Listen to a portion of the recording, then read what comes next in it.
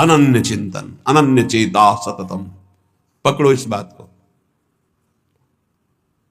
अंदर से तुम्हारा चिंतन क्या चल रहा है? बाहर से आपकी सब सेवाएं हैं, पवित्र हैं, मंगल है, ठीक है। बात अंदर की, बाहर से शरीर पवित्र होने की बड़ी सुंदर सेवाएं हैं। अंदर चिंतन अगर राधा वल्लभ सिंह हरिवंश, राधा वल्लभ सिंह हरिवंश नहीं चल रहा है तो अभी अधूरा है कार्यक्रम।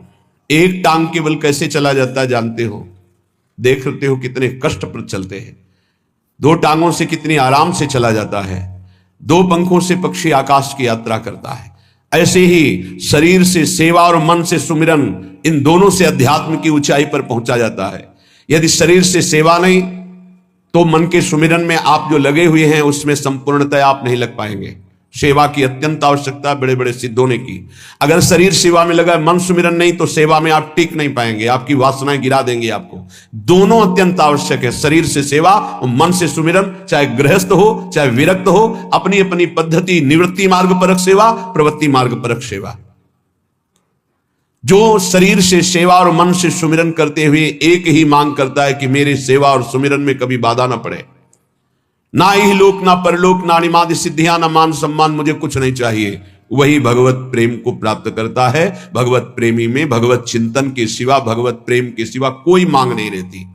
भारी विपत्ति, भारी अपमान, भारी दुख एक साथ टूट पड़े, फिर भी हमारा चित्त केवल प्रियालाल में, अन्य कोई भरोसा, अन्य आश्रय, कोई हाहाकार नहीं। जोई जोई प्यारो करे सोई मोहि भावे, यही प्रेम का लक्षण है। सर्वथा ध्वंस रहिता सत्यपि ध्वंस कारणम। यद्यपि सत्य है भारी विपत्ति, दुख और नाना प्रकार का उसके ऊपर प्रहार किया जा रहा है, पर वो उस समय भी सर्वथा ध्वंस रहिता, एक भी वृत्ति प्रभु से नहीं हट रही। प्रभु में भगवदाकार, इसी का नाम प्रेम है। बाबा नाम की बड़ी महिमा होती तो क्या नाम से प्रेम, ज्ञान सब कुछ ठीक हो जाएगा? ऐसा अनुभव हो जाएगा और कुछ करने की जरूरत नहीं है। हां हां हां, नाम से सब कुछ हो जाएगा। भगवान से भी बढ़कर भगवान के नाम की महिमा है, परंतु नाम जपने में आसक्ति होना कोई खिलवाड़ थोड़ी है। नाम जपने में आसक्ति होना ये बड़ी कठिन बात है, सबसे कठिन बात है। वो धन्य है जो नाम जप में लगे हुए हैं। इसलिए हर साधक से प्रार्थना करते हैं, कहीं भी किसी भी सेवा में आप हैं, हमारी प्रार्थना, हमारी आज्ञा, जो आप चाहें वो मान लें। शरीर से सेवा कीजिए, हृदय से एक सेकंड भी राधा वल्लभ सिंह हरिवंश नाम नहीं हटना चाहिए। आप यहां पेट भरने के लिए नहीं आए हैं, आप यहां श्री जी की प्राप्ति के लिए आए हैं। तो शरीर निर्वाह के लिए शरीर के द्वारा सेवा, और साधना उपासना अपने लक्ष्य की प्राप्ति के लिए अंदर से राधा वल्लभ लाल को हृदय ध्यान मुख नाम। बस निरंतरता इस बात में कान में डाल लो, चाहे कोई भी हो। अगर नाम जप नहीं चल रहा तो अधूरे हो, लंगड़े हो, आप यात्रा पूरी करने में गिर पड़ोगे, आप समर्थ नहीं हो पाओगे। अगर नाम जप चल रहा है और सेवा चल रही तो जय जय, दोनों टांगे मजबूत हैं, आप दौड़ के परमार्थ की मंजिल को पूरा कर लोगे। हां, नाम में आसक्ति होना बहुत कठिन है। ये आसक्ति कैसे होती बाबा? जबरदस्ती नाम जपने से। पकड़ लो, राधा राधा राधा राधा, मन कह रहा है नहीं नहीं नहीं, राधा राधा राधा राधा, राधा वल्लभ सिंह हरिवंश, राधा वल्लभ सिंह हरिवंश। प्रारंभ में जो गुरुदेव ने मंत्र दिया था नैष्ठिक ब्रह्मचर्य में, आगे का गायत्री मंत्र के अलावा ज्यादा देर मंत्र में मन नहीं लगता है। ये सबका है अनुभव, देख लो।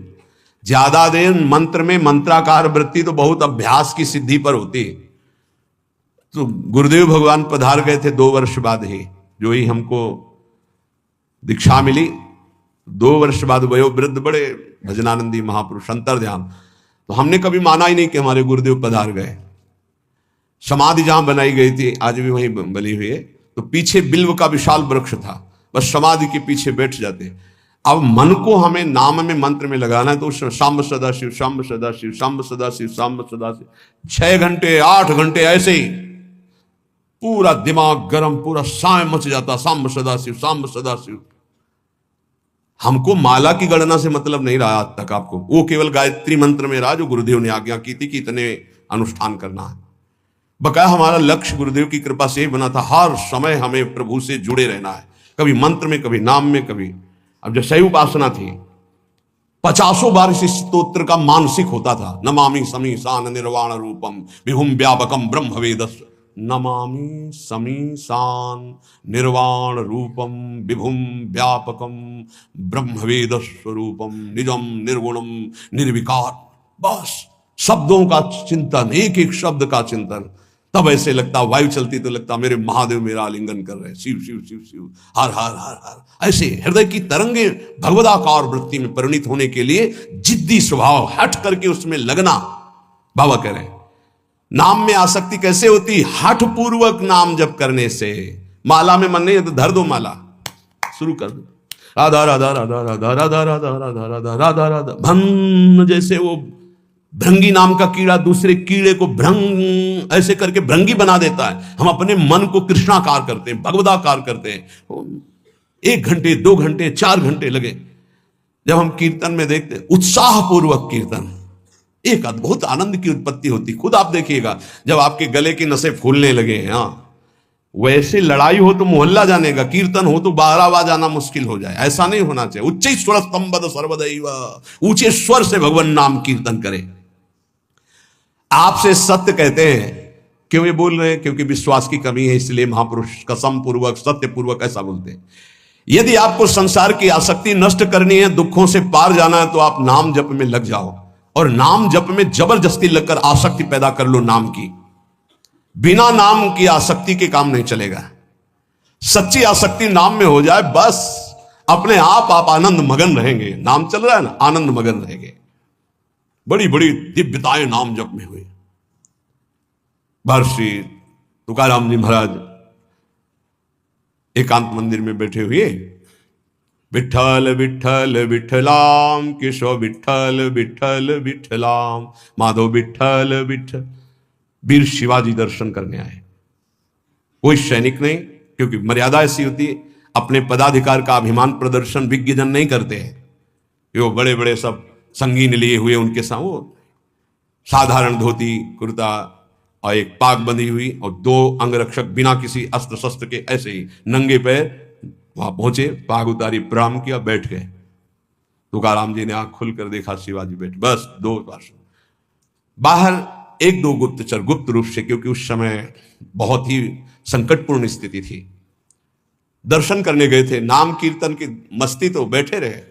इतने में विपक्ष को, जो म्लेच्छ आधिपति था, उसको सूचना मिली, बिना किसी सेना के अंगरक्षक के शिवाजी महाराज तुकाराम जी के पास अमुक जगह दर्शन करने गए। इस समय मारने का बहुत बढ़िया अवसर है। बहुत ही उद्भट वीर और महाभागवत, बड़े बड़े भक्तों की चरण धूलि मस्तक पर रखने वाले, और वीरता की तो पूछो मत। और समर्थ स्वामी के शिष्य थे, कोई ऐसा ले, समर्थ गुरु रामदास जी महाराज। एक गुप्तचर भागते हुए आया और कहा, म्लेच्छ सेना आक्रमण के लिए तैयार हो चुकी है, ना यहां सेना है ना यहां अंगरक्षक है।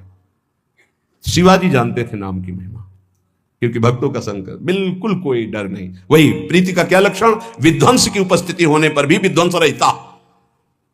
तुकाराम जी की तरफ देखा, तुकाराम जी ने ऐसे समझ गए, विठ्ठल विठ्ठल, तार नहीं टूटा नाम।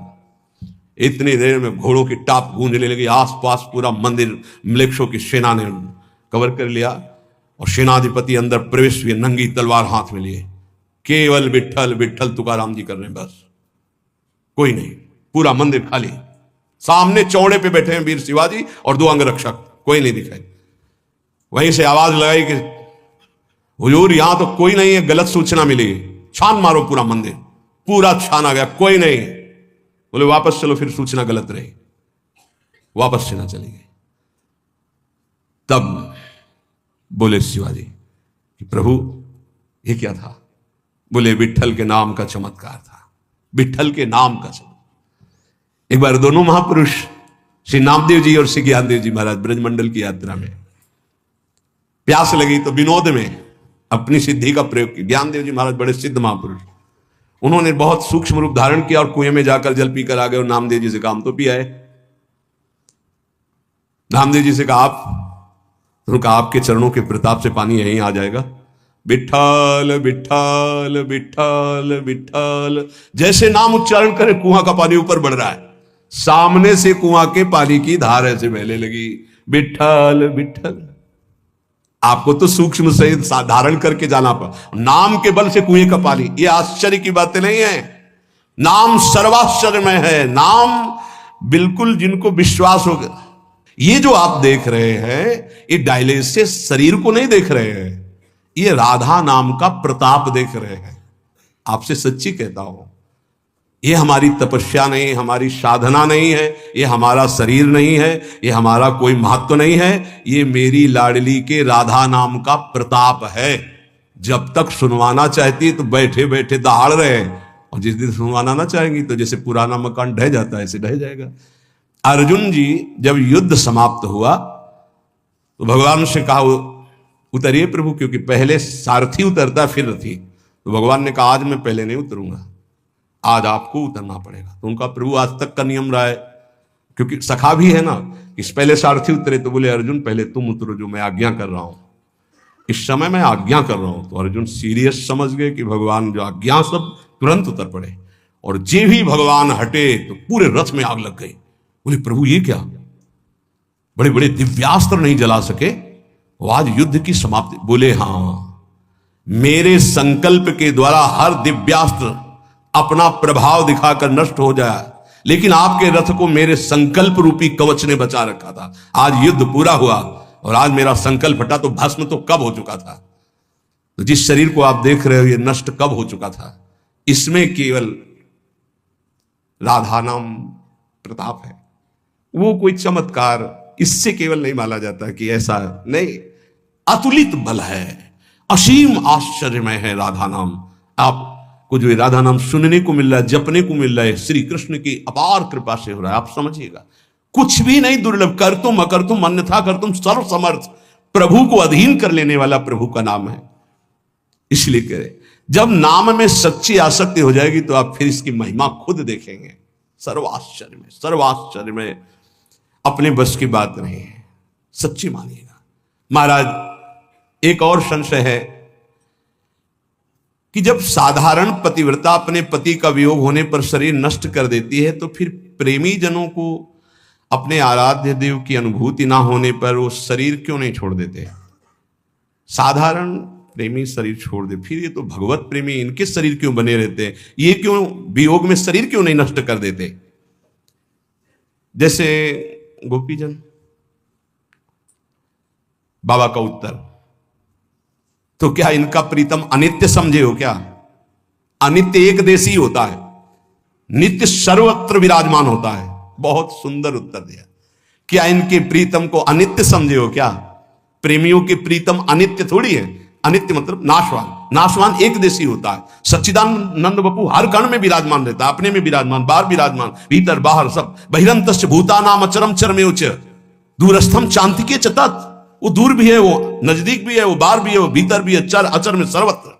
बहिरंतश्च भूतानाम अचरम चरमेउच सूक्ष्मा तद्विज्ञेयम दूरस्थम चांतिके च तत्। वो सूक्ष्म है, वो बड़ा महान, अणु अणियान महतो महियान, दूर से दूर, नजदीक से नजदीक, बाहर से बाहर, भीतर से भीतर, जहां तुम अनुभव करना चाहो तुम्हारा प्रीतम तुम्हारे साथ है। उनके वियोग में शरीर त्यागते हैं वो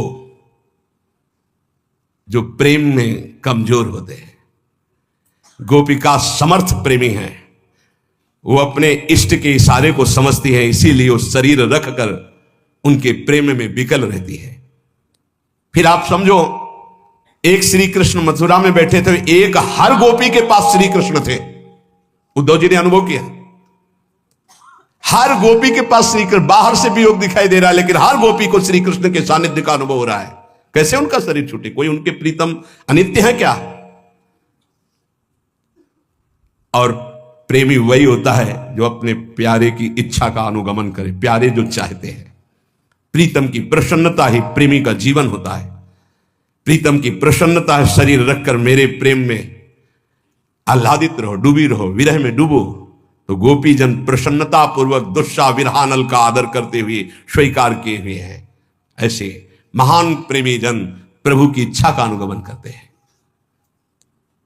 बहुत शूरवीरता चाहिए इस मार्ग में। कायरों का ये मार्ग नहीं।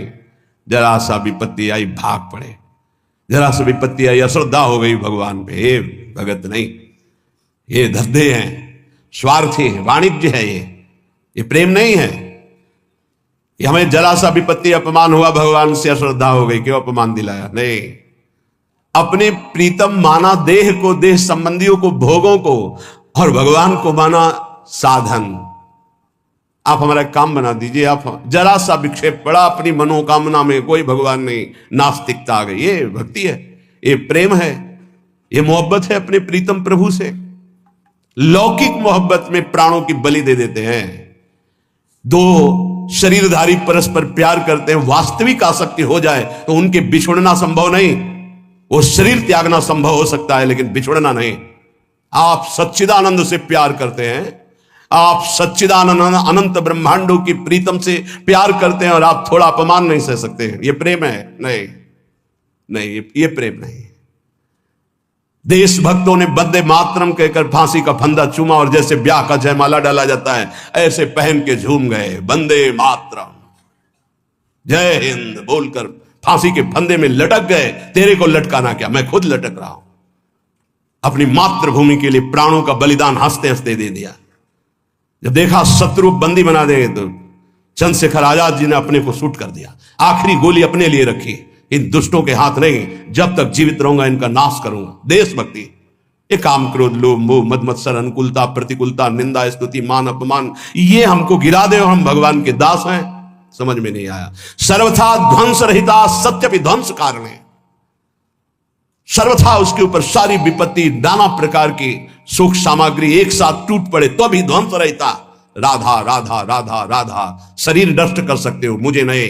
नैनम छिन्दन्ति शस्त्राणि नैनम दाति पावका न चैनम क्लेदयन्त्यापो शोष्यति मारुता। तुम वरुणास्त्र, वायुवास्त्र, अग्नेयास्त्र, इनसे भी नहीं छेद सकते हमें। शरीर का तो नाश होना ही है, इसको तो पहले ही छोड़ दिया है, कोई फर्क नहीं पड़ता। ये प्रवचन नहीं, जीवन। ये जो लोग बाहरी श्रृंगार करते हैं, आजकल लोग बड़ा अपना अमंगल कर रहे हैं, अलौकिक भाव को लौकिक में लेकर के। बाबा कह रहे हैं ये माधुर्य का उपहास उड़ाते हैं। क्या उपहास उड़ाते हैं? मुझ दाढ़ी बना के, ऐसे चिकना लगा करके, लाली लगा के, ऐसे चुनरी ओढ़ करके कि हम सखी हैं। मलमूत्र का भांड सखी है, मलमूत्र का भांड गोपी है ये। अरे आत्मस्वरूप से भावना होती गोपी और सहचरी भाव की, ये लिपस्टिक और पाउडर से नहीं होती है। फालतू में अपने मन को विषयाकार बनाने के लिए इन रजोगुणी वस्तुओं का सेवन करके भ्रष्ट होने का निमंत्रण दिया जाता है। बहुत अच्छे से समझो, हर वाणी में प्रायः इसका निषेध किया गया है। सेवा धर्म का पूर्ण वर्णन करने वाली हमारी सेवा, आगे का शब्द भूल रहे हैं, सेवा विचारम नामक ग्रंथ में इसका बहुत निषेध किया गया है। इसका उपहास न किया जाए। ये बाहरी परिवेश सहचरी नहीं हो सकता, ये स्वरूप होता है बाबा के। आजकल बहुत लोग उपहास इस माधुर्य रस का करते हैं। वो बाहरी शरीर श्रृंगार को बहुत दूरी बना के रखना चाहिए, बहुत दूरी। बाबा के आजकल बहुत लोग इस माधुर्य श्रृंगार का बड़ा उपहास करते हैं। बाहरी शरीर को लौकिक श्रृंगार से सजाते और समझते हैं कि मैं गोपी, मैं सहचरी, ये माधुर्य समझते। परंतु ये विषय भोगों की प्रियता बढ़ाता है, ना कि निर्विकार स्थिति, ना कि महान वैराग्य से दृढ़ युक्त। बहुत सावधान, ऐसे लोगों से दूर रहे, ऐसी क्रियाओं से दूर रहे, ऐसे कभी ना करें। शरीर में ये जो सांसारिक सुगंधित लेप हैं, इनके लगाने से रजोगुण बढ़ता है। रजोगुण से रागात्मक काम उत्पन्न होता है, काम भ्रष्ट करता है, ना कि भगवत स्वरूप प्रदान करता है। ये सहचरी बपू, गोपी बपू या सखा बपू, ये कोई ब्रह्मा के द्वारा रचे हुए बपू नहीं है। ये सच्चिदानंद भगवान प्रदत्त, भगवत प्रदत्त बपू हैं। जो भगवान का बपू वही सहचरी का बपू है, जो भगवान का बपू वही सखा का बपू है, जो भगवान का बपू वही गोपी का बपू है। समझो, बपू माने ये अंग। ये बहुत बड़े आगे की चीज है माधुर्य और श्रृंगार। परंतु आजकल कोई वास्तविकता तो समझ नहीं रहा कि जब जीव का जीवत्व मिट जाता है तब भाव देह की प्राप्ति होती है, जिसमें न स्त्री है, न पुरुष है, न पंचभूत है, न ब्रह्मा के द्वारा रचा हुआ कुछ है। ये जड़ बुद्धि रखने वाले, शरीर को प्रीतम मानने वाले सच्चिदानंद को प्रीतम कैसे मान सकते हैं? इसलिए प्रार्थना है कभी ऐसा संग ना करें भूल से। एक सखी कहते सेवक जी महाराज ने भी कहा है, जो नाना प्रकार की वासनाओं में ऐसे खेल खेलते, बहुत दूरी, बहुत दूरी। प्रीतम बुद्धि शरीर में बिल्कुल नहीं, दूर भाव। ये उन वैरागियों का है जो तीनों शरीर से वैरागी, स्थूल सूक्ष्म कारण। आप नागरीदास जी का अष्टक पढ़ के देखना, लिखा ये परमहंसों का रस है, एकांतिक जिनका परमहंस स्वरूप। हंस ही नहीं, परमहंस स्वरूप। वो इस रस का एक लंगोटी लगी नागरीदास जी के साथ साथ 8-8 दिन लीला चिंतन में डूबे। वो सहचरी बपू, शरीर में एक लंगोटी है, पूरे में रज लगी हुई, वो सहचरी बपू नहीं, ऐसा नहीं। हाँ, चुनरी आदि प्रसादी जो हमारी महारानी जो की मिलती तो सर पे धारण करते हैं उसको, सिरहाने रखते हैं उसको, सिंहासन में विराजमान करते हैं। कोई ऐसा बाहरी परिवेश बना करके ऐसा निषेध है, हमारे आचार्यों ने निषेध किया है। बहिर्मुख पुरुषों की लेखनी से लिखी हुई पुस्तकों को पढ़ने से, बहिर्मुख कामी पुरुषों की संगति से, बहुत से विषयों के संयोग से, संसारी पुरुषों के प्रति ममता रहने से और बहुत समाज प्रिय होने से प्रेम नष्ट हो जाएगा। पहला, बहिर्मुख पुरुषों की संगति से, जो संसारी हैं, विषयी हैं, भोगी हैं, ऐसे पुरुषों के साथ खान पान सब नहीं। खान पान तो कीजिए रसिक मंडली माए, जिनके और उपासना तहां उचित ध्रुना है, मना करते हैं। ऐसे पुरुषों का संग, बहिर्मुख पुरुषों का संग, ऐसे जो बिल्कुल भगवत अनुराग से रहित है, कदापि किसी भी तरह इनका संग ना किया जाए, नहीं तो पतन निश्चित है आपका। दूसरा, बहिर्मुख पुरुषों की बनाई हुई पुस्तकों को पढ़ने से, एक महत जन आए थे, बोले ये कुछ अनुभव है, पढ़ लीजिएगा ग्रंथ में। तो उनसे प्रार्थना की कि आपके आदर के लिए ले सकते हैं और रख सकते हैं, लेकिन स्वाध्याय नहीं कर सकते। स्पष्ट क्यों? अब हमें जरूरत नहीं स्वाध्याय की, हमारे गुरुदेव ने जो दे दिया है उसी से हमारे को समय नहीं है, तो हम और कुछ जानना नहीं चाहिए। जैसे कि हमको बिहारी जो जाना, हमें पता है हमारा रास्ता ये है। अब हम छठी करा से आगरा का रास्ता, दिल्ली का रास्ता, इधर का रास्ता, उधर का रास्ता, इनके किलोमीटर गिन के समय बर्बाद करने का हमारे पास समय नहीं है। बोले आप किसी को दे देना, हम कहा आपकी बहुत इच्छा रख दीजिए। स्पष्ट कि आप पढ़िएगा, हमारी अनुभूतियां, हमें आपकी अनुभूतियां नहीं, हमें अपने गुरुदेव की अनुभूतियों के अनुसार चलना है, अपने गुरुदेव प्रदत्त मंत्र और आराधना में तन्मय होना है। हमारे पास समय नहीं है आपकी लेखनी पढ़ने का। स्पष्ट ये हम इसलिए आपको कह रहे हैं कि आपको ये जीवन में उतारना है, कुछ भी मिला पढ़ने नहीं। बहिर्मुख पुरुषों के द्वारा बनाई हुई पुस्तकों को पढ़ने से प्रेम क्षीण हो जाता है। स्थिति प्रज्ञ महापुरुषों के वचन पढ़ने हैं, वो भी इष्ट मिले और मन मिले, मिले भजन रस रीति, तहा निसंग कोहे मिलिए, तासों कीजिए प्रीति। तीसरा, बहुत साधन शास्त्रों का अभ्यास करने वालों से व्यवहार नहीं रखना चाहिए, बहुत अंतराय पड़ता है, बहुत अंतराय। अपने इष्ट के विरुद्ध बात होगी तो आपको असहनीय हो जाएगी, हृदय की स्थिति में क्षोभ पहुंचेगा, और अगर उनके अनुकूल चल दिए तो आराधना छूट जाएगी। इसलिए बहुत मिले वो संग नहीं, संग वही जो इष्टाकार वृत्ति करवा दे। कामी पुरुषों का संग, रागी पुरुषों का संग, ममता युक्त पुरुषों का संग का त्याग कर दे, नहीं तो प्रेम में बाधा खड़ी हो जाएगी। और बहुत समाज प्रिय बनने की चेष्टा, यहां वहां दौड़ भागे सब, इससे प्रेम क्षीण हो जाएगा, जो पूज्य बाबा कह रहे हैं। ये ध्यान रख ले जीवन में कि जिस मार्ग में हम चले उसमें बहुत बड़ी बाधा है।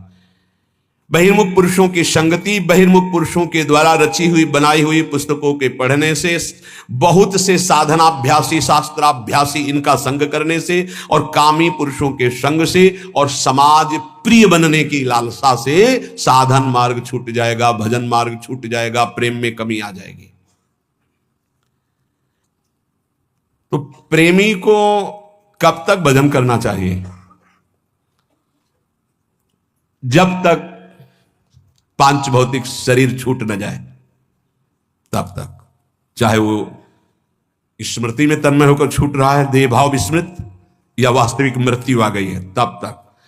सोने से लेकर मरने तक, अब सो गए, मूर्छित हो गए, मर गए, उसकी बात अलग है, लेकिन इसके अलावा जितनी चेतना है उसमें नाम नहीं छूट सकता, भजन नहीं छूट सकता। कारण कि विषयाशक्ति भजनानंदी में रहती नहीं। उसका भजन स्वाभाविक जैसे मशीन कर रही हो ऐसे हृदय में होता है। गाढ़ अनुराग से ध्येय का कभी विस्मरण होता नहीं, विषयों में अनुराग होता नहीं। कागज के घोड़े पर कौन सवारी करके यात्रा करना चाहेगा?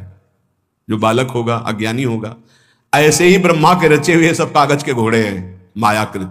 प्रेमी जन इनका आदर नहीं करते, इसलिए उनका निरंतर भगवदाकार ध्यान सच्चिदानंद में रहता है। पर यह ध्यान रहे कि जब तक शरीर का ध्यान है और जब तक शरीर जिंदा है तब तक भजन न छूटने पावे, नहीं तो माया का प्रवेश हो जाएगा।